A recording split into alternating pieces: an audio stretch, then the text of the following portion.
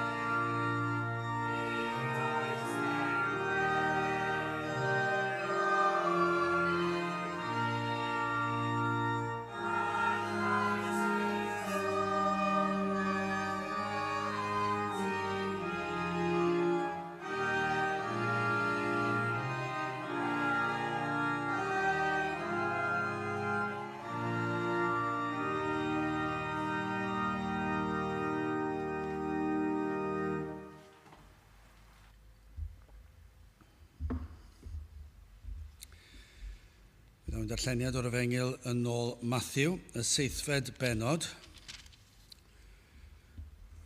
Mathew penod 7 ac yn dechrau yn y 15fed adnod, adnod 15. Mathew 7, adnod 15.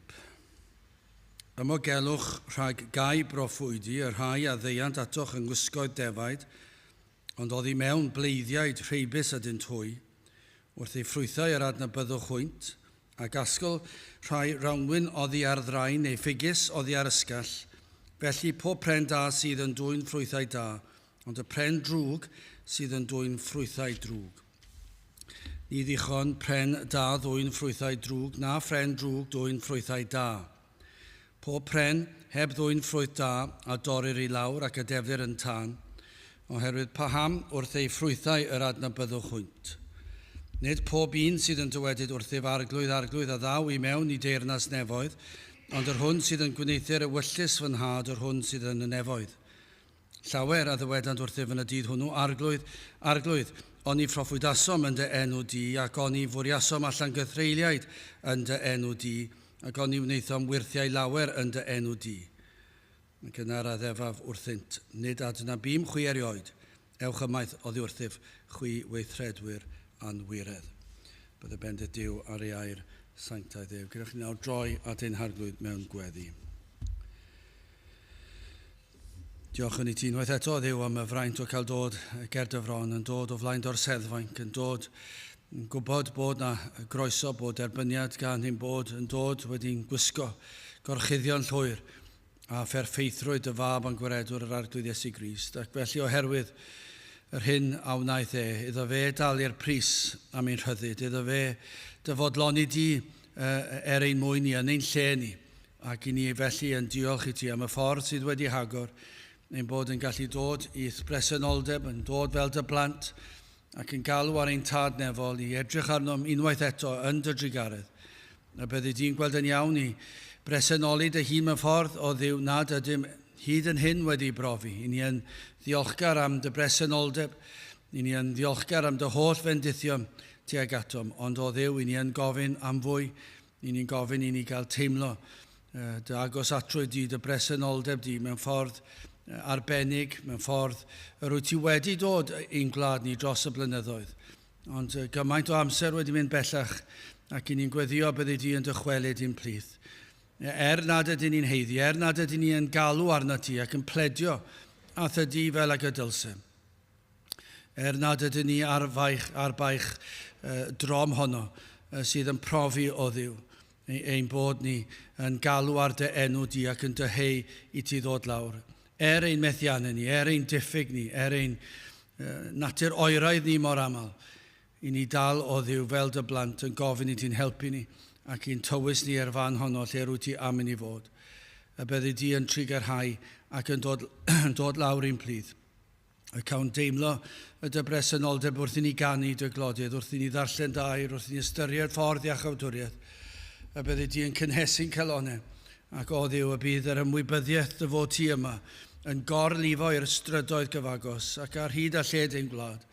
I ni yn gweddio ddiw y bydd na fendydd ar dy bobl, lle bynnag maent yn ymgynnull a byddi di'n gweld yn iawn i ddod â bendydd, i ddod â ffrwyth i'r llafur, a byddwn ni yn cael gweld pobl yn dod o dywyllwch i oleuni. Rho disgwyliadau mawr i ni o ddiw. Mae'r dyddiau yn ddyrus yn dywyll o ddiw i ni yn gweld y fath galedwch, y fath ymbellhau, ac yn tristau wrth i ni weld ein cyflwr ein hunan. Nad ydy ein cylonau ni'n torri fel ag y dylse nhw. Nad yw dy enw di yn cael ei ddyrchafu fel ag y dylse. Felly o ddiw i ni yn gofyn i ti. I'n tywys ni ar fan honno, lle rwy ti am i ni fod. A byddwn ni yn gwybod beth yw gwir addoliad. A byddwn ni'n gwybod beth yw gwir galw ar denw di. Ac yn gwybod beth yw'r ffydd hynny sydd yn disgwyl ac yn chwilio am yr atebion. Tyrd felly, diogelan hamser yma yn ystod yr oedfa hon a trwy gydol y dydd, ni'n gofyn i cadw'r un drwg i ffwrdd. Bendithiau ni, bendithiad y blant ar hyd a lled y gwlad, tywallt y lan ysbryd arno. I ni'n gofyn yn oll felly trwy enw a ceiddiant ein harglwydd Iesu Grist. Amen.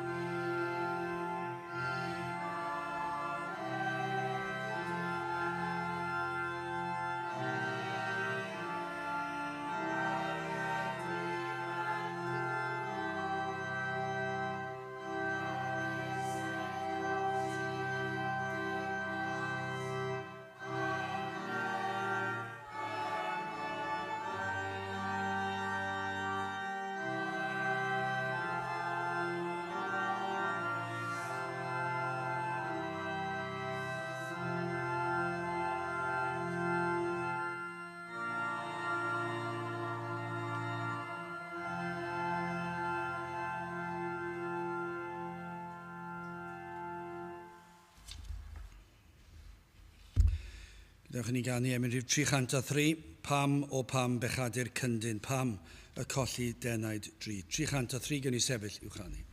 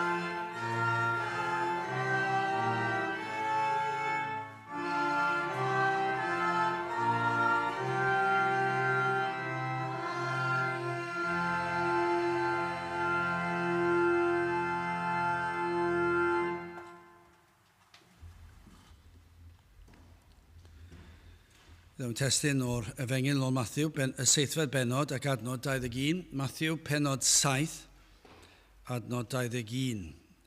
Nid pob un sydd yn dywedyd wrth ef arglwydd a ddaw i mewn i deyrnas nefoedd, ond yr hwn sydd yn gwyneithir y wyllus fy nhad, yr hwn sydd yn y nefoedd.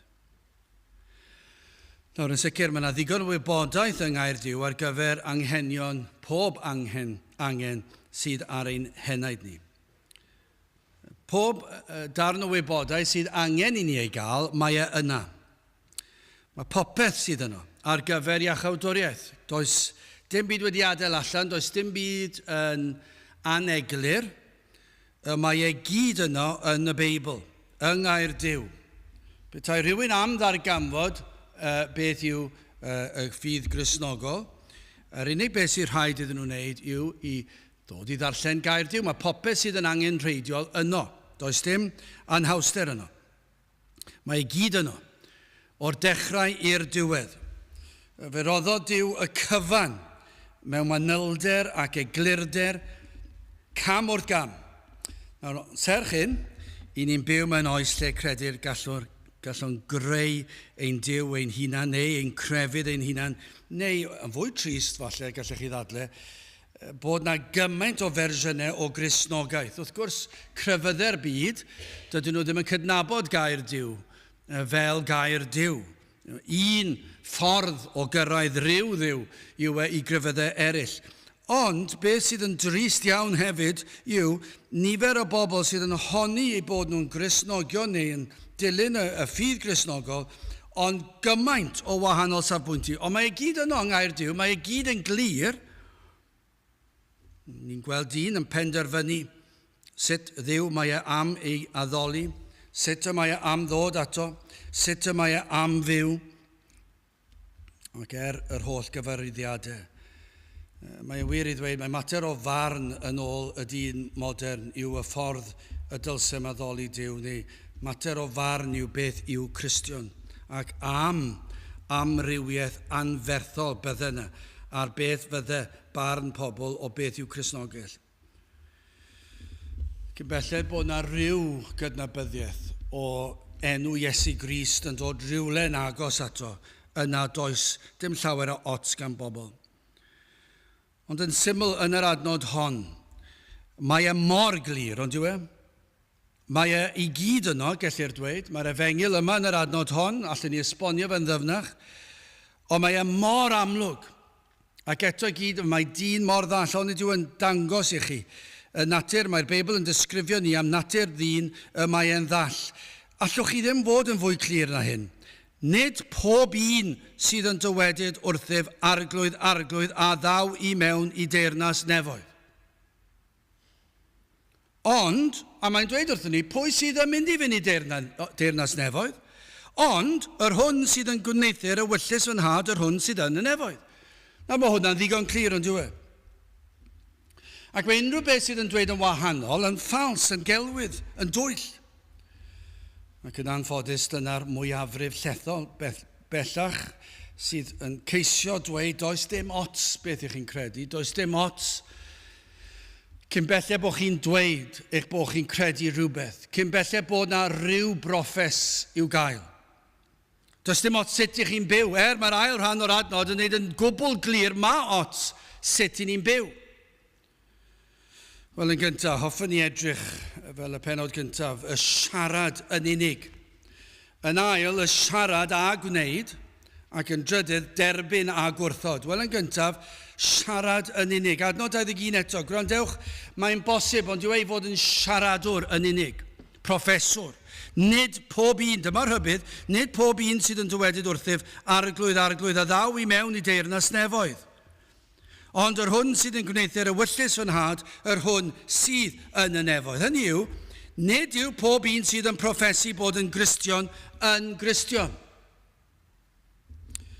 A mae'r datganiad honno yn unig yn ddigon i wylltio y mwyafrif o broffeswyr heddi tybion ni.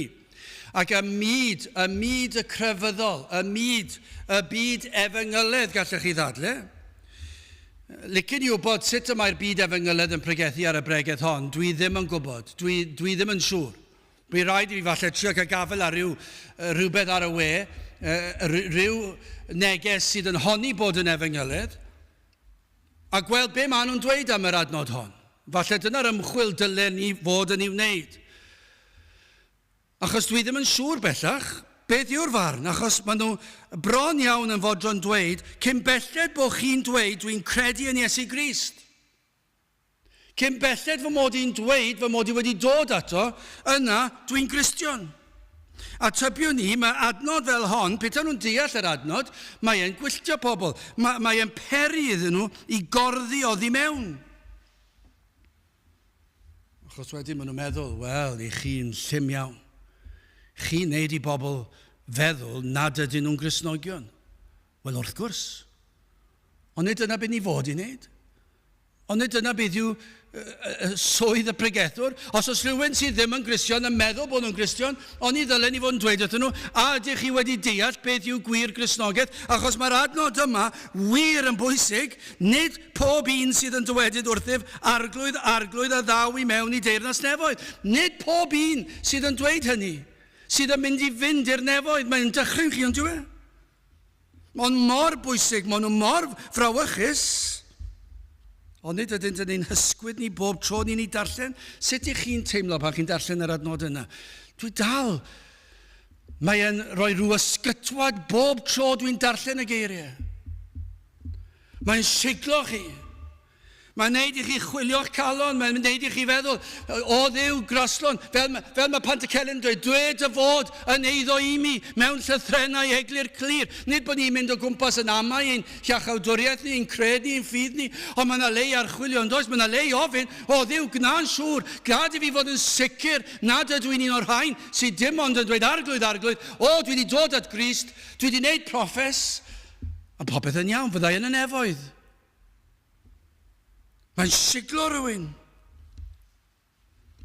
Nawr disgrifio'r Iesu yma ar ddiwedd ei bregeth ar y mynydd, am bregeth ac am ddiweddglo. Ac ni'n cael y geiriau yma ar ddiwedd y bregeth honno. Ac mae'n disgrifio'r sawl sydd yn proffesu. Mae'n newydd ddisgrifio, fe ddarllenon ni fe ar y cychwyn, mae'n newydd ddisgrifio y gai proffwydi. Hynny yw, pwy oedd y gai proffwydi? Y gai proffwydi oedd y sawl a ddywed anwiredd, ond yn honni dweud y gwir. Y Pregethwyr Ffals. Ond nhw'n honni bod nhw'n dweud y gwir, ond nhw'n dweud anwiredd.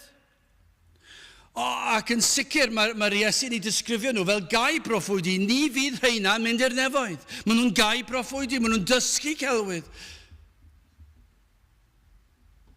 Ond hyd yn oed, dyma'r wers, ond hyd yn oed petai un yn dweud y gwirionedd. Dyma'r neges. Petai chi'n bregethwr ac yn pregethu'r gwirionedd, dydych chi ddim yn sicr o gadwedigaeth. Dydy dweud y geiriau ddim yn ddigon. Dydy siarad yn unig ddim yn ddigon. Oedd gai proffwydi yn dysgu celwydd yn yr Hen Testament, yn y Testament Newydd, a trwy gydol hanes ein gwlad ni. Ni di weld yn dod, ni di weld e. Pobl yn pregethu ac yn dweud rhywbeth oedd yn anghywir, ond yn honni, dweud y pobl, dyma'r gwir, achos fy marn i yw e. Ac falle yn yr oes hon yn dweud, wel wrth gwrs, dydy Duw ddim yn mynd i barnu neb. Cariad, Duw cariad yw. Ac felly mae'r pregethwyr yma, falle pregethwyr Cymreig, a fi siŵr bod bob cenedl yn eog ohono fe, yn mynd i'r pilpidau ac yn pregethu rhyw neges o fod yn neis sy'n gilydd, fod yn gariadus sy'n gilydd, ac yn dweud, y mae Duw yn mynd i dderbyn pawb yn y diwedd, sy'n os ych chi'n mynd i capel neu beidio, peidiwch y ffoenio bod yna, a maen nhw'n dysgu stimos, a fasw yn efenghyledd, fydden nhw'n dweud, os ych chi'n wedi gwneud proffes bod chi'n Gristion, os o stori gyda chi dweud bod chi wedi newid rhywfaint, yna mae popeth yn iawn, fe fyddwch chi'n mynd yn nefoedd, ond be maen nhw'n dysgu yw elfennau o'r gwirionedd, ond ddim y gwirionedd yn llwyr. Ond mae hwnna'n broblem yn diwe, achos mae'r Iesu'n dweud, gai proffwydi, fydda nhw ddim yn y nefoedd. Nid Cristnogion ydyn nhw, maen nhw'n dysgu celwydd, nid yr efengyl.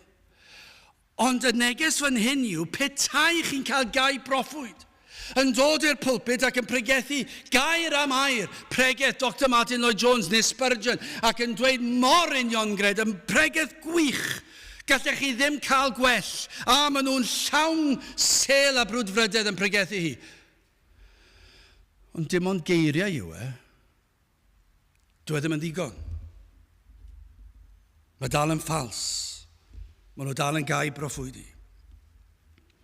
Os nad yw yn dweud y gwirionedd ac yn byw y gwirionedd, hynny yw, os nad yn credu'r gwirionedd, yn dweud y gwirionedd ac yn byw i ogoneddu Duw a'i blesio ef yn unig, yna i ni'n ffals. Dyw e ddim yn wir. Mae'n arwain at distryw. Ydy arhebion yn dweud, mae yna ffordd sydd yn ymddangos yn iawn, ond sydd yn arwain at distryw. Mae'r rhybuddion mor bwysig, ond nid yw'r geiriau yma mor bwysig. Hyd yn oed, os dywedwn y geiriau cywir arglwydd, allech chi, mae bron iawn i chi'n dod i'r maes bron iawn efengylaidd. Yr arglwydd Iesu Grist. Ac ein bod ni'n dweud arglwydd.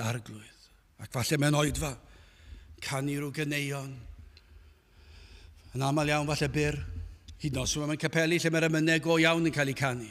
Ond yn yr oes fodern yma, mae yna rhyw benillion 3 neu 4 llinell ac yn cael ei ail ddweud, a mae'n llawn o cariad at Grist. Mae'r emosiwn yn dod. Ac yna'n gadael yr oedfa, ac yna'n meddwl, hwnna'n hyfryd, nes i teimlo rhyw frwdfrydedd. Mae pawb yn teimlo'r un peth, pawb yn edrych yn ein gilydd fel brodyr a chwiorydd. Ond dwi ddim yn gallu gweld hwnna'n cyd-fynd gyda'r adnod yma, achos dwi mor reidrwydd yn golygu hynny. Dwi ddim mor reidrwydd yn golygu bod rhywun yn teimlo rhyw emosiwn yn canu mi dafla maich, yn golygu bod rhywun wedi deall, heb sôn am y caneuon bach pitw mae'r ysgol feithrin yn ei chanu. A rhyw rhythm iddo fe, a rhyw ymdeimlad o emosiwn, a mae yna rhywun yn dod mas ar rhyw stori emosiynol hyfryd, a mae pawb yn teimlo ac yn gallu defnyddio'r enw arglwydd Iesu Grist ac yn defnyddio fe mewn addoliad ac yn meddwl bod yn iawn. Ond mae gair Duw yn dweud yn glir wrthon ni, dyw e ddim o'r reidrwydd yn gywir. Dyna'r rhybydd, mae'n dychryn chi'n dyw e?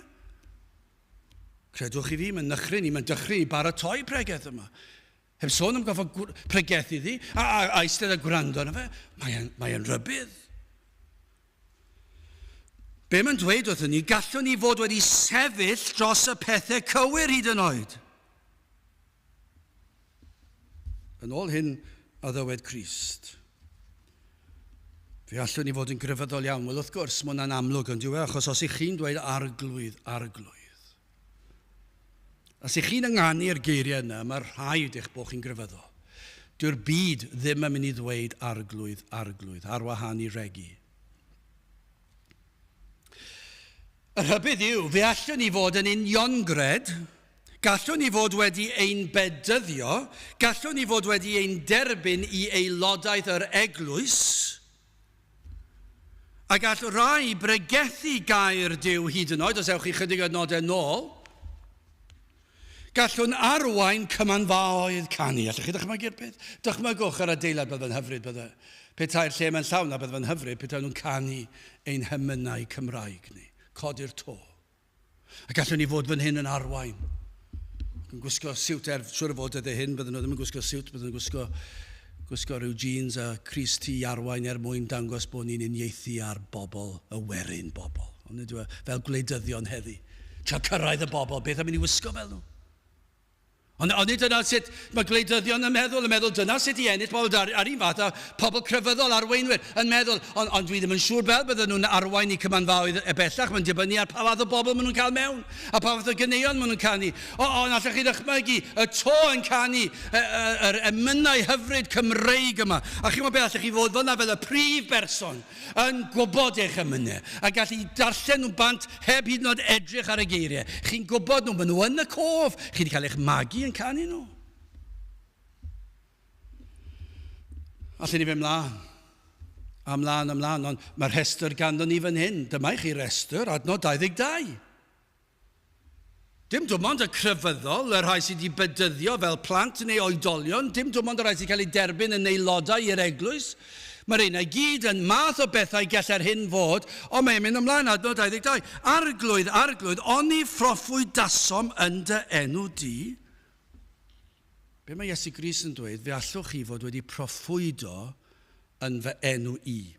Ac oni fwriasom allan gythreiliaid yn dy enw di, gallwn ni fod wedi taflu allan cythreiliaid, ysbrydion dieflig o bobl. Ac oni wnaethon ni wirthiau lawer yn dy enw di. Hynny yw, yn i ddyfarn, petai rhaid gallu siarad, mi fydden nhw'n dweud, ac yn dadlau hachos. Chi'n gwybod pwy ydw i?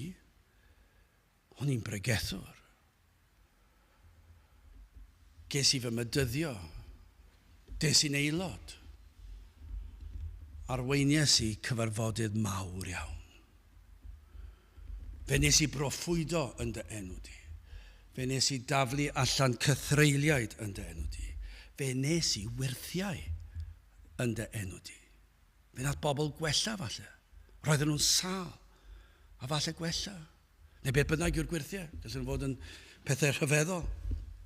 Gallwn ni barhau am oriau yn rhestru'r gwahanol gweithredoedd.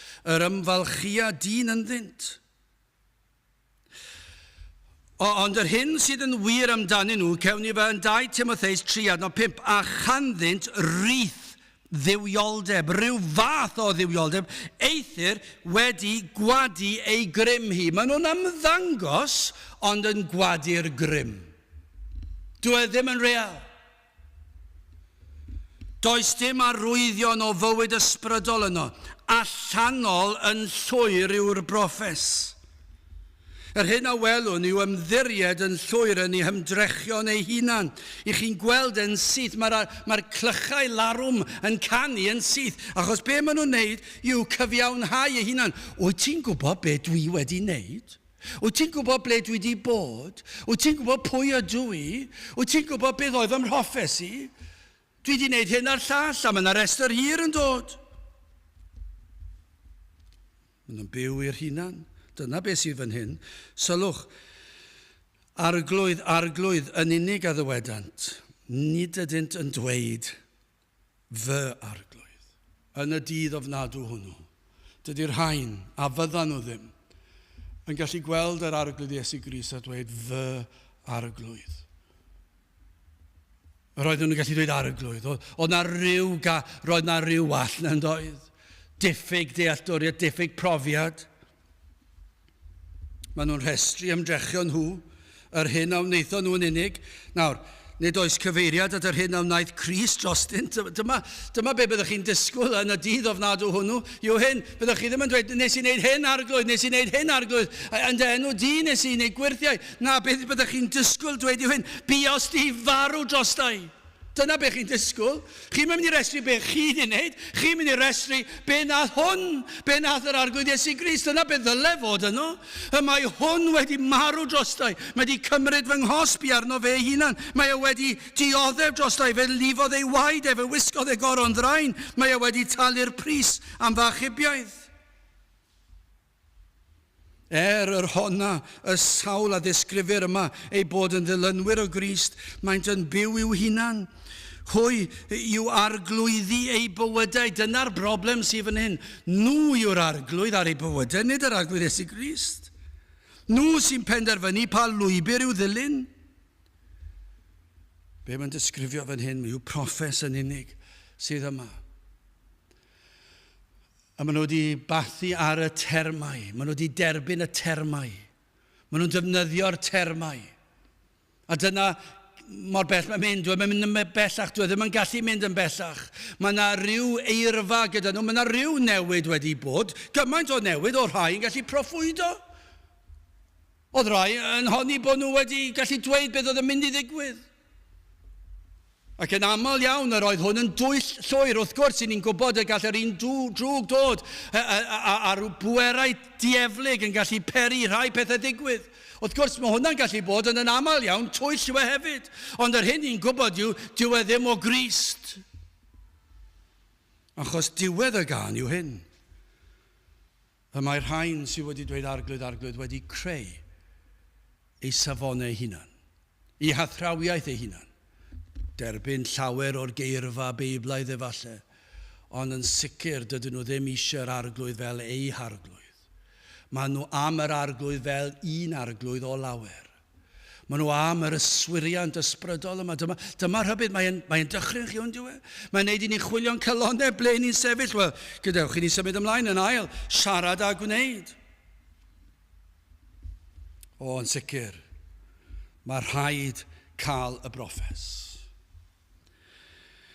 Mae rhaid i ni cael y geiriau yma, y datganiad mae Iesu Grist yw ein harglwydd. Mae rhaid i ni cael yr arglwydd, neu hyn oedd well beth fy arglwydd. Mae rhaid i ni cael rheina. Wrth gwrs, dyna'r rhan o'r broffes. Ac yn y broffes mae e'n real i bob un sydd yn Gristion. Mi fydden nhw'n dweud, mae'r arglwydd Iesu Grist yn arglwydd. Ac mae'r rhaid cael y geiriau, mae'r rhaid cael y datganiad. Ond mor bwysig yw'r ail rhan, ond yr hwn sydd yn gwneithio'r ewyllus fy nhad, yr hwn sydd yn y nefoedd.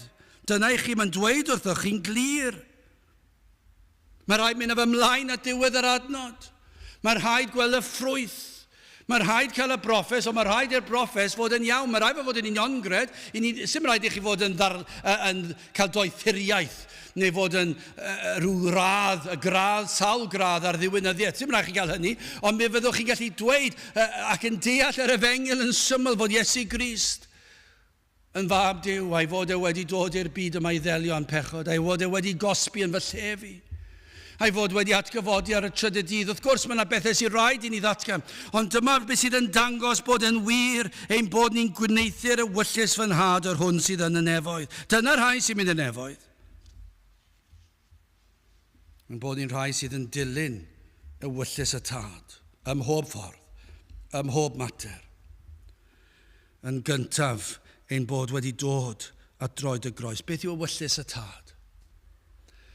Ewyllus y tad am y rhai sydd yn honni bod nhw'n dweud arglwydd yw bod rhain wedi dod, wedi bod wrth droed y groes. Dyna yw ewyllus y tad. Chos canisfellu carod yw y byd. Fel yr hoddodd ei unig anedig fab. Dyna yw'r ewyllus y tad. Mae'r trwy'r ysgrythyr.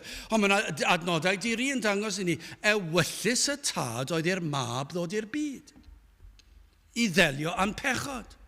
A'r ffordd y mae'n delio am pechod oedd cymeryd ein cosb ar y groes. Ac yno ar y groes fe gosbod Duw y tad ei fab. Ac felly mae'r rhaid i ni, dyma ble mae'r rhaid i ni ddod. Mae'r rhaid i ni ddod at droed y groes. Mae'r rhaid i ni blygu i'r datganiad yna. Mae Iesu Grist wedi cymryd fy nghosb.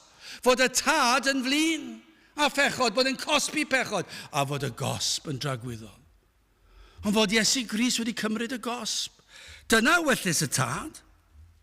Efallai, drwy wrando ar bregethu yr efengil. Ond bod ni'n clywed am Iesu Grist.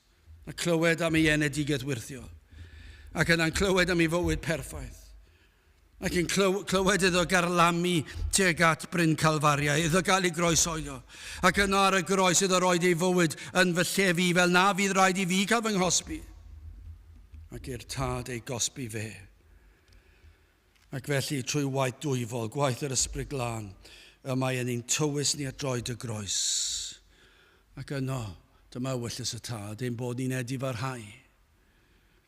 Ein bod ni'n troi oddi wrth ein pechod, ein angrydiniaeth, ac yn dod at y groes. Ac yno wrth droed y groes, yn derbyn yr hodd o ffydd i gredu yng Nghrist, i ymddiried bod yr Iesu wedi cymryd fy nghosbi. Ei fod e wedi byw y bywyd perffaith yn fy lle fi. A dydw i ddim yn mynd i trio byw y bywyd perffaith i ennill iachawdwriaeth dim mwy, achos fedrai. Ond yno wrth droed y groes, dyma ewyllus y tad. Mae'n glir dyma ewyllus y tad. Mae ewyllus y tad yw hyn. Ein bod ni'n dod at y man honno ac yn gweld mae Iesu Grist yw popeth. Mae fe yw ein hunig obaith ni. Ac yno, ar y groes i ni'n gweld, fel bethau ni'n dweud at pinnacle, ffordd iachawdwriaeth. Dyna fe, ac yna yn y bedd, wrth gwrs. Dyna pa mae'n atgyfodi o'r bedd. Mae'n dangos bod e wedi concro a bod e wedi llwyddo yn y dasg a ddath ei wneud. Ac wrth i ni dderbyn yr hodd o ffydd, i ymddiried ynddo, ac i bwyso'n llwyr arno fe. Ac yna i ni'n gallu datgan am y tro cyntaf, fod Iesu Grist yn arglwydd i ni.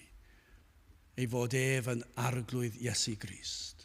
Yn frenin, yn ben. Fe sydd yn arwain fy mywyd i o nawr ymlaen. Fe yw popeth i mi. Dyna beth sydd wedi digwydd, dyna ewyllus y tad. Mae ei weithredoedd ef, ei ddioddefiadau ef yw popeth i ni. Ei fod ef nawr ein hunig obaith.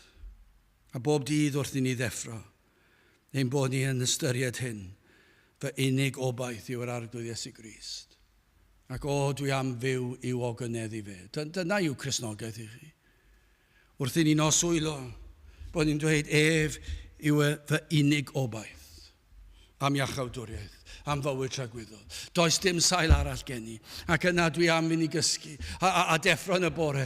Ac o Dduw, gad i'r oriau o gwsg, a gad i'r oriau deffro, fod yn oriau o dy ogoneddu di, a fwynhau di. Dyna beth sy'n digwydd i'r rhain sydd yn dweud arglwydd go iawn. Ond nid i'r rhai ffals. Mae'r rhain wedi deall, maen nhw wedi profi. Mae'r deheuad yma nawr i'w blesio fe. Na fyddwn ni byth yn rhestru yr hyn a wnaethom ni, ond wastad yn rhestru yr hyn a wnaeth ef trosom ni.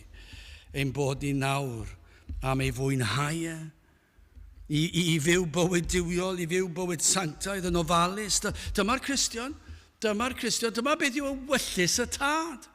Mae ewyllus y tad am I enaid ddod at droed y groes ac I weld be mae Iesu Grist wedi wneud drosto. Ac ar ôl derbyn yr hodd o ffydd I gredu a phwyso ac ymddiried yn llwyr fod be mae Iesu Grist wedi wneud yn ddigonol. Nawr, mae ewyllus y tad am weld hynny yn cael ei wireddu yn y bywyd. Mae am gweld yr Cristion nawr yn byw i'w fwynhau ei ogoneddu fe, ond i'w fwynhau e hefyd. Mae hwn nawr yn ofalus am bopeth mae'n ei feddwl amdano. Nid yn unig be mae'n dweud a gwneud, mae'n ofalus am be mae'n meddwl amdano. Ond nid dyna beth sydd yn dod â clod I Dduw, bod ni'n ofalus sut ni'n treulio'n hamser meddwl ni. Nad ydyn ni'n meddwl am bethau na ddylen ni feddwl amdano. O ambell aeth ni'n gobeithio nad os neb wedi'n dal ni wedi dweud neu gwneud rhywbeth. Pobl yn gyrru car yn gobeithio na fydd y camera wedi dal nhw. Ond ddim yn poeni os maen nhw wedi mynd ar ei gloi. Ac felly ni'n gallu cael yr un fath o feddylfryd yn ein meddyliau ni. Cyn bellai bod neb wedi clywed neu gweld beth wedi wneud, ni'n meddwl fod yn iawn. Ond mae'r haen yn gwybod amdano yw hyn. I ni'n ofalus am be ni'n meddwl amdano. Heb sôn am beth ni'n ei ddweud a'i wneud. I ni'n gweld bywydau o ddaioni ymhlith yr rhai yma sydd yn mynd i'r nefoedd. Maen nhw'n bobl sydd yn dda. Sy'n bwysio ni rhedeg I ffwrdd o'r peth. Fe ddyle Cristion. Byw bywyd da. Ond y gwahaniaeth yw hyn. Dydyn nhw ddim yn ddibynnol ar ei daioni I fynd i'r nefoedd. Achos maen nhw wedi gweld hwnna beth yn mynd I weithio. Gan bod nhw'n gwybod bod ei daioni nhw wedi llygru. Mae fel bratiau bydron yng ngolwg Duw. Mae'n yn llwyr ddibynnol ar ddaioni Crist, ei harglwydd. Maen nhw'n gwybod hynny. Dyna beth sydd wedi perydd yn dod yn Gristien yn lle cyntaf. Ond ar ôl hynny, maen nhw'n ymdrechu. Fe alwant am Dduw, ar Dduw am nerth I fyw mewn modd sydd yn ei blesio. Ac yn ei ddyrchafu fe. Maen nhw'n ofalus nad ydyn am ei tramgwyddo. Dyn nhw ddim eisiau tramgwyddo ei harglwydd. Dyma yw ewyllus y tad. Mae ewyllus y tad am weld pobl yn dod at droed y groes ac yn plygu lawr gerbon Cris ac yn datgan, proffesu, arglwydd, fy arglwydd, yr wyt ti'n arglwydd arnau, yr wyt ti'n waredwr I mi, yr arglwydd Iesu Grist. Ond yna, yn ei bywydau nhw, o fod y ffrwyth I weld, fod y prawf I weld. Yn y rhai yma, mae llawenydd yn ei hyfuddod. Maent yn byw yn sanctaidd ac yn lân, yn ostyngedig, wedi ymwahanu o'r byd. A phan mae'r rhain yn syrthio ac yn pechu, mae yna dristwch yn ei calonau.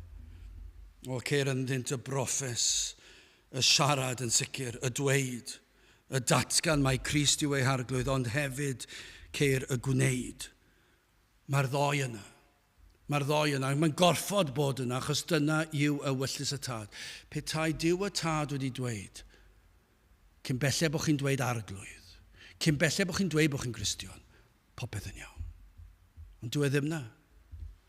Dwi ddim yng ngair Duw. Dwi ddim o Genesis hyd at datgyddiad. Does dim un adnod yn dweud y fath beth. Yr adnod sydd yn codi dychryn arnoch chi yw mae'n rhybuddiau'r gwrthwyneb. Gall unrhyw un dweud arglwydd ac yn arhestru 100,000 o bethau rhyfeddol maen nhw wedi wneud. Ond dyw e ddim yn ddigon. Be mae'r arglwydd, be mae tad eisiau gweld? Maen nhw eisiau gweld bod chi yn pwyso ar Grist yn unig, ond yna bod chi yn byw i'w ogoneddu fe. Dyna ewyllus y tad. Trwy ras Duw, ein bod ni'n cael ei gallu I fyw i'w blesio, I wneud ei ewyllus. Ond dyna chi'r gwahaniaeth. Mae'r rhai yn hoffi siarad yn unig, a wedyn creu eu crefydd nhw eu hunan, nid yn dilyn ewyllus y tad. Ond yr hyn y mae'r tad am weld yw'r rhai sydd yn datgan, yn siarad. Mae yna siarad, mae yna broffes, mae yna ddatganiad, mae yna gred.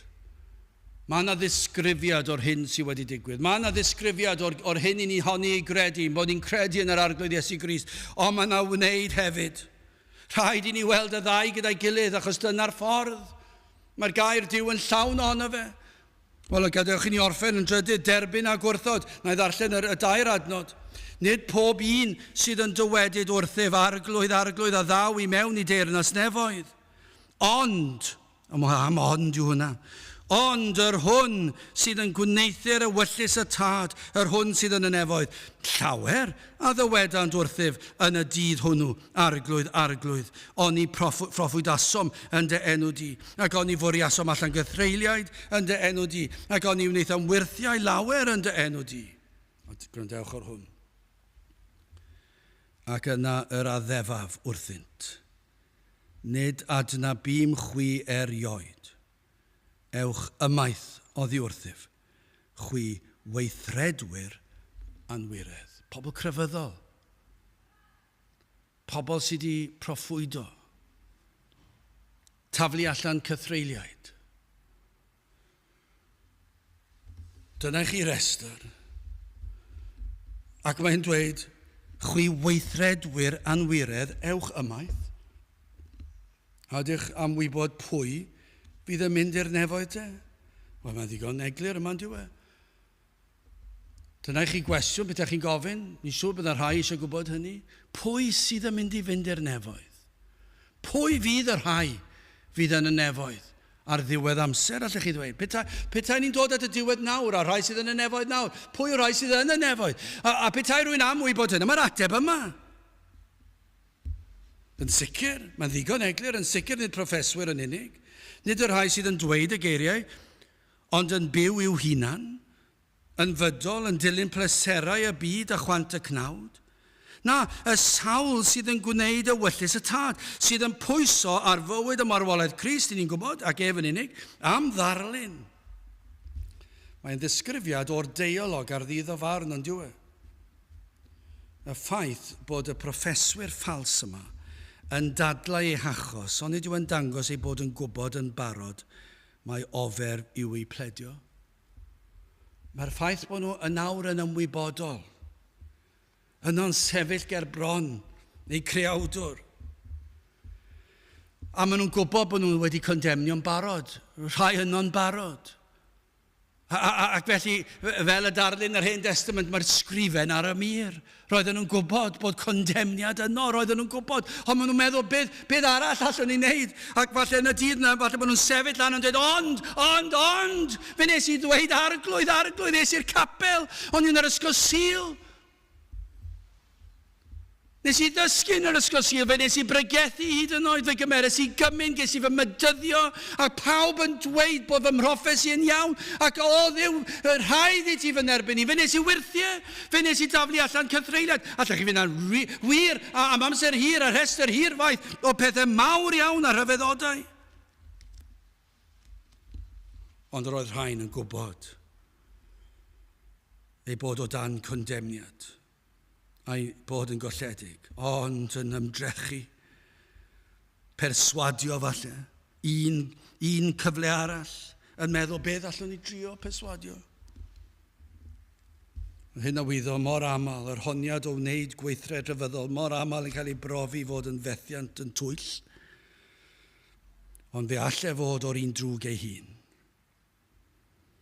Ond yr hyn sydd yn bwysig i ni ddysgu fan hyn, yw fod y gweithredoedd nad ydynt o Dduw.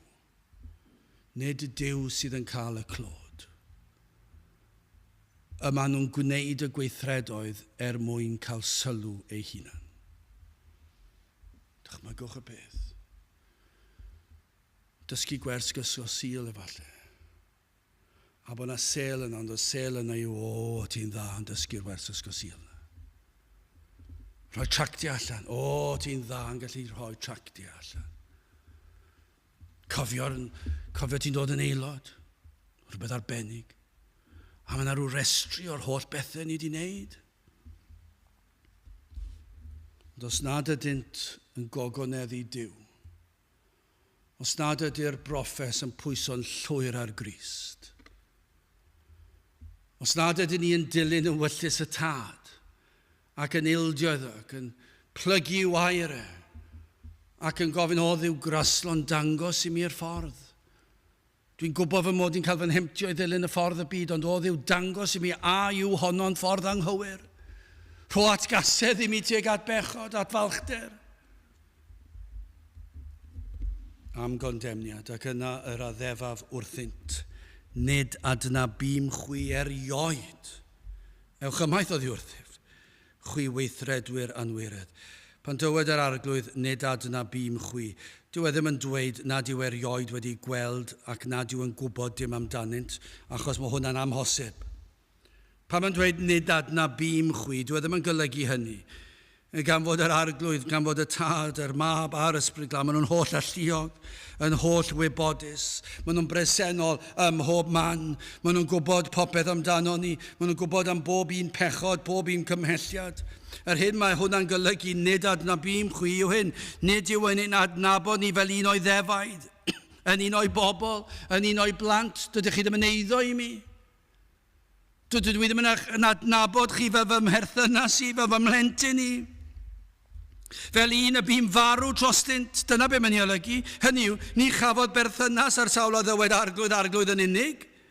Gwybi na ddaeth rhain yn ostyngedig a droed y groes. Bydd rhain yn y dydd ofnadw hwnnw'n dweud, wnaethodd ni dweud hyn arglwydd, ond bydd yr Iesu'n dweud, naddo, wnaethoch chi ddim dweud arglwydd, achos oedd eich crefydd chi yn llawn hunan, doeddech chi ddim wedi gweld eich heiddiant, doeddech chi ddim wedi gweld eich balchder a'ch bryntni, a doeddech chi ddim wedi gweld bod chi heb unrhyw obaith yn y byd.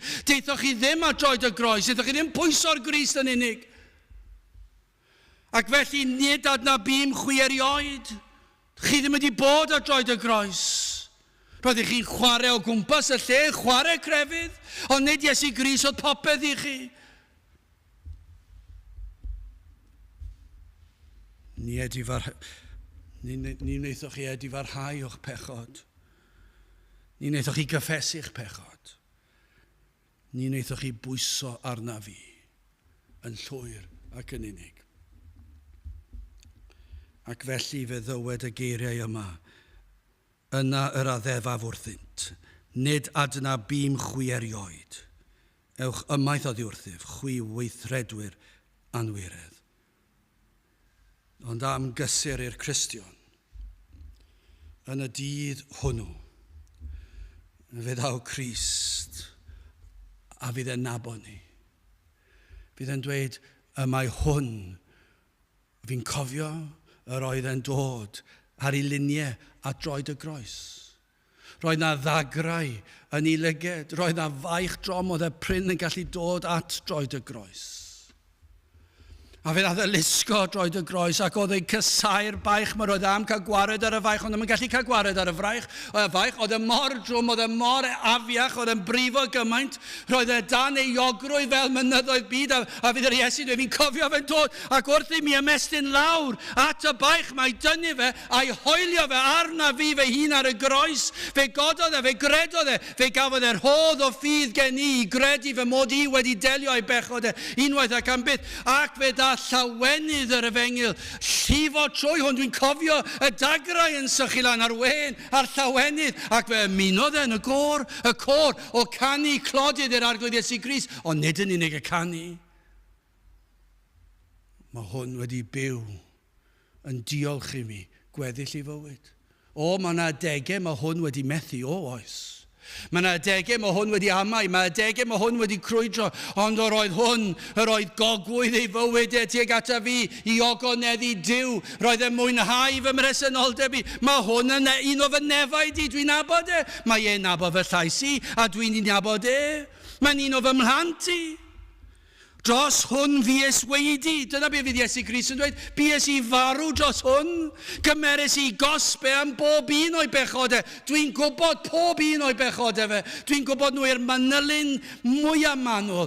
Ac fe gosbwyd fi yn ei lefe. Dwi wedi cael fy nghosbi am bob un o'i bechodau fe. Dyna be fydd Crist yn dweud yn ei ddyfarn. I'r Cristion.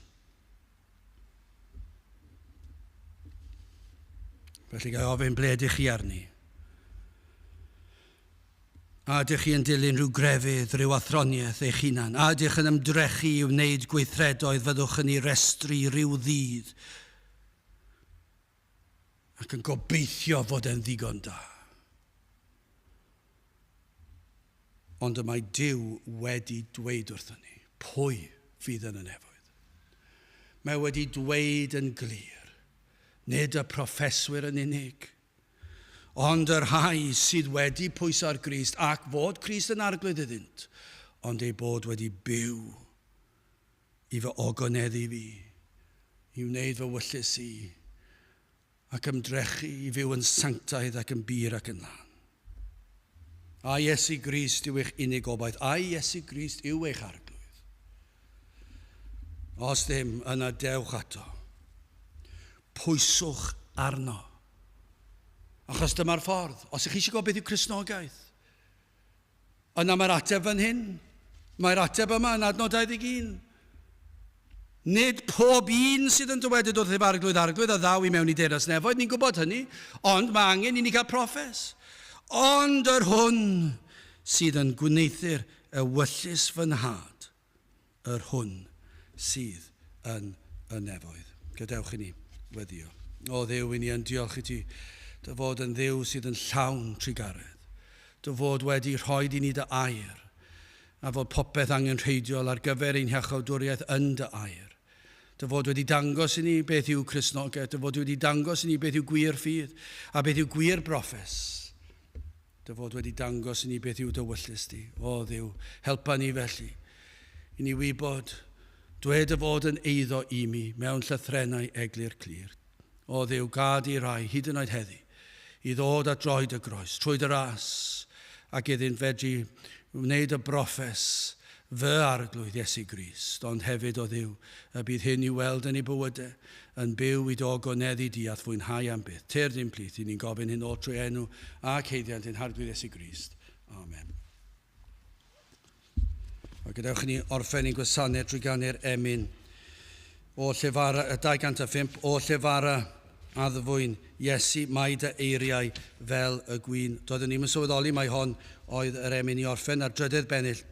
Dwed y fod yn eiddo i mi mewn llythrennau eglur clir. 205 gwn i sefyll i'w chanu.